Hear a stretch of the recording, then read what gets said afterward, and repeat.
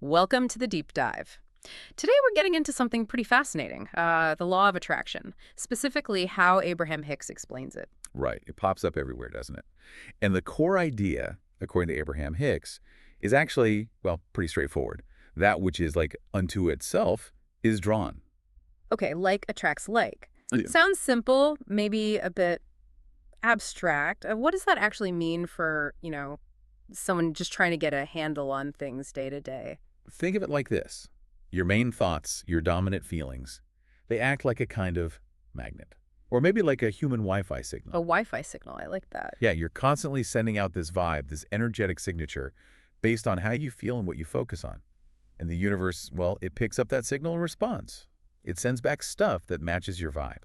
So it's less about wishful thinking, more about the actual feeling state we're living in most of the time. Exactly. It's the consistent energy you put out. Okay, so our mission today is to really dig into that. How does this like attracts like thing actually work? And more importantly, how can we maybe use this understanding practically without getting overwhelmed by it all? Precisely.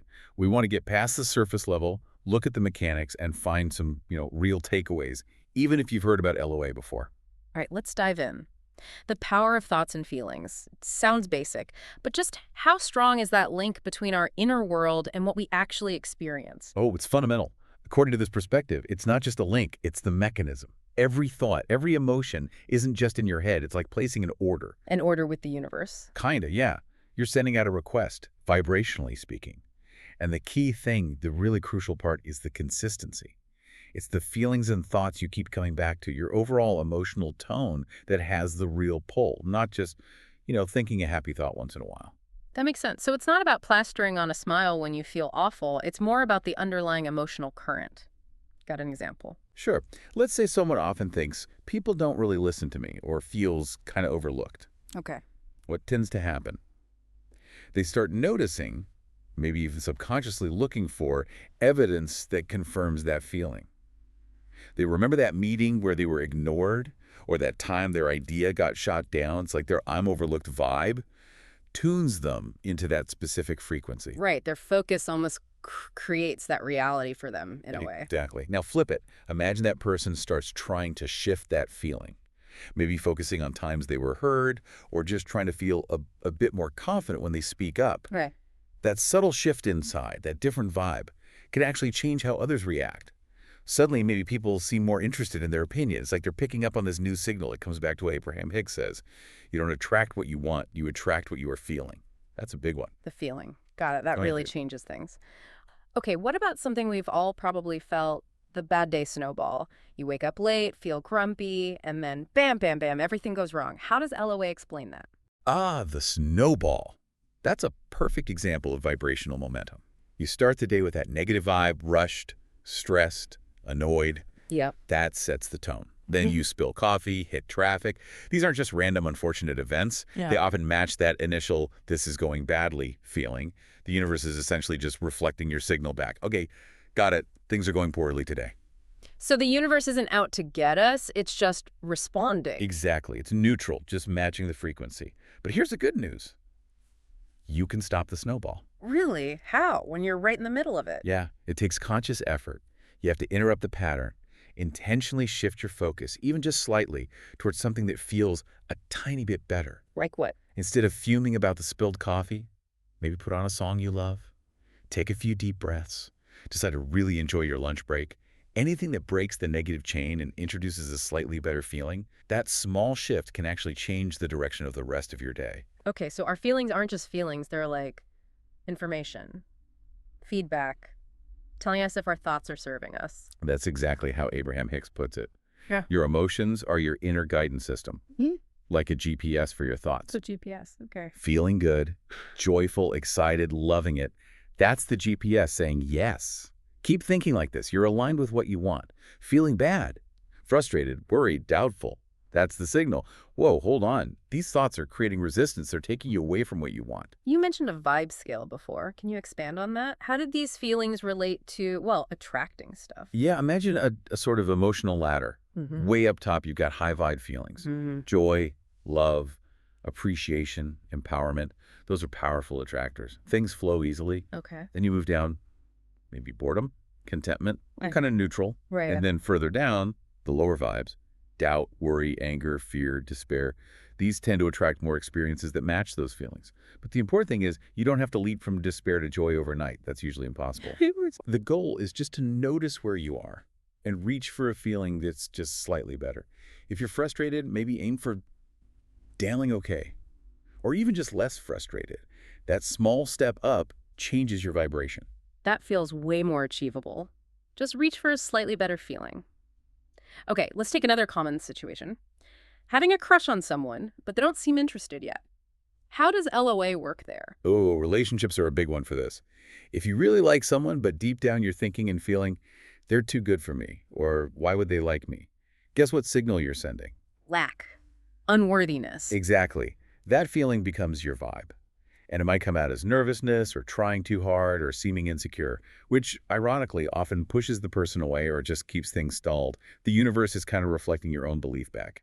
Yep, not a match. So even if we want it consciously, our vibe is broadcasting not available or not worthy. Pretty much. Now think about shifting that inner feeling. What if you genuinely felt, hey, I'm great, I have a lot to offer. If this person's the right fit for me, it'll feel good and easy. Okay, a more confident vibe. Right. That feeling changes how you carry yourself. Yeah. You're more relaxed, more authentic. That's naturally attractive.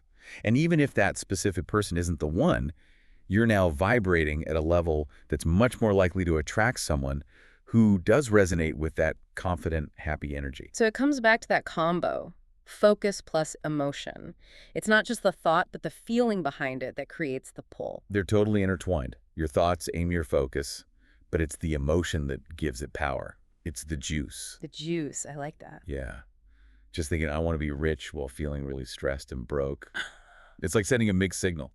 The feeling of lack often overrides the wishful thought. So the feeling part is the absolute game changer then. How do we actually feel like we have something when we clearly don't yet? That seems tricky. That's the art of deliberate creation, right? It involves using your imagination. Yeah. You have to step into the feeling of already having it. If it's abundance you want, spend a few minutes feeling the freedom, the security, the joy that would bring.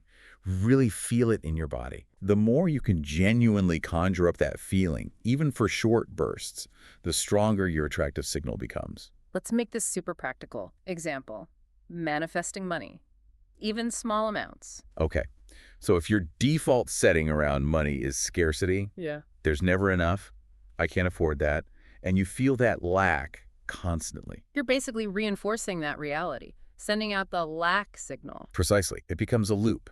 To break it, you need to consciously introduce a different vibration. Start affirming and trying to genuinely feel money comes to me easily, or I'm open to receiving abundance, even if your bank account doesn't agree yet. And then what might happen? Well, the examples given are often small at first. You might find a forgotten 20 in a pocket. Someone buys you a coffee. You get offered a small gig out of the blue. It's easy to brush those off as just coincidence, though, isn't it? It is. But the idea is, as you consistently practice feeling more abundant and appreciative, even for tiny things, you start to notice more of these coincidences. You become more aligned with abundance, more open to seeing and receiving opportunities. It's less magic, more Yeah. energetic alignment and noticing what's already possible. Okay. I'm starting to see how this could work. So how do we weave this into everyday life without it feeling weird or like a chore? Any practical tips? Yeah, the key is making it easy and natural. Our source had 5 good ones. First, start your day with just one good thought or intention. Simple as, today could be pretty cool, or I'm going to look for things to appreciate. Sets the tone. Just setting a gentle intention. Okay. Second, actively appreciate the small wins during the day. Got a good parking spot? Nice. Enjoyed your snack? Acknowledge it. That gratitude keeps your vibe positive. Training yourself to notice the good stuff makes sense. Third, do a quick visualization before bed. Just a minute or two. Imagine something you want or just feel good. No pressure, just pleasant feelings. Like a little positive mental movie. Exactly. Fourth, when negative feelings pop up, because don't fight them or wallow, acknowledge them. Okay, feeling frustrated right now. Then gently try to pivot to a slightly better thought. Gentle course correction. Progress, not perfection. We talked about that. Absolutely. And fifth, try to cultivate some trust. Trust that the universe is responding to your vibe, even if you don't see proof immediately. Keep your signal steady and trust the timing. Those actually sound doable, manageable. Okay, another scenario. Making friends in a new place.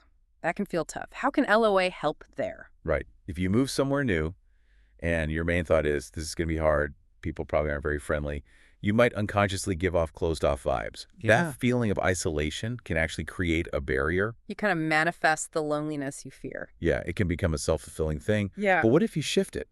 What if you start thinking and feeling, I'm open to meeting cool people. My kind of people are here and we'll connect. Our source mentioned someone doing this, just putting out that open, friendly energy. Then, bam, someone starts a random chat, compliments them, and a connection starts. It's about radiating, I belong here and I'm open to connection before you have the proof. Embodying the feeling first. Got it. What about those moments that feel like pure luck? The lucky break. Getting the job, making the team, that kind of thing. Often, those lucky breaks aren't quite as random as they seem from the outside. According to this view, the person involved has usually been vibrating at the frequency of that success for a while. How so? They've likely spent time visualizing it, feeling the excitement, the joy, the relief of already having achieved it. They essentially tuned themselves to the success channel before it physically happened. So they created a strong vibrational match. Exactly. They aligned their energy with the outcome. And then the universe, responding to that strong, consistent signal, arranged circumstances to make it happen in the physical world. It really underscores how powerful our personal energy can be. Wow. This really leads back to that core Abraham Hicks message. You are the creator of your life. It's quite empowering, isn't it? Shifting from feeling like things just happen to us to feeling like we have a hand in it. That's the fundamental shift in perspective. Yes, there are external things happening, but this philosophy says we're not just leaves blowing in the wind. Our thoughts, our feelings, they're the primary creative tools we have. It puts the steering wheel back in your hands. And it's not about being perfect. Yeah. Not about being happy 24/7. Definitely not. It's about awareness. Just becoming more aware of your usual thoughts, your go-to emotions. You don't need perfection. You just need presence and the willingness to gently shift your vibe when you notice it's not taking you where you want to go. So basically, every single moment is a fresh chance. A chance to choose a slightly better feeling, a slightly more empowering thought. And that changes things. Precisely. Each moment offers that choice. And those small, consistent choices are what sculpt the reality you experience over time. It really does change everything. This has been incredibly clarifying, really getting into the mechanics of the law of attraction through the Abraham Hicks lens. The big takeaway seems to be, we're not just here to react to life, we're actively creating it with our energy. That sums it up well. Yeah. You're not meant to struggle, you're meant to create. And the law of attraction isn't some weird magic trick. It's presented as a fundamental law of how energy works in the universe. Like gravity, but for vibes. Okay, so for everyone listening, now that you've got this deeper understanding, maybe the real question is, what are you going to choose to create? It's worth taking a moment to think about your own vibe, your dominant feelings, and the possibilities that open up when you realize you have a choice. Thanks for taking this deep dive with us.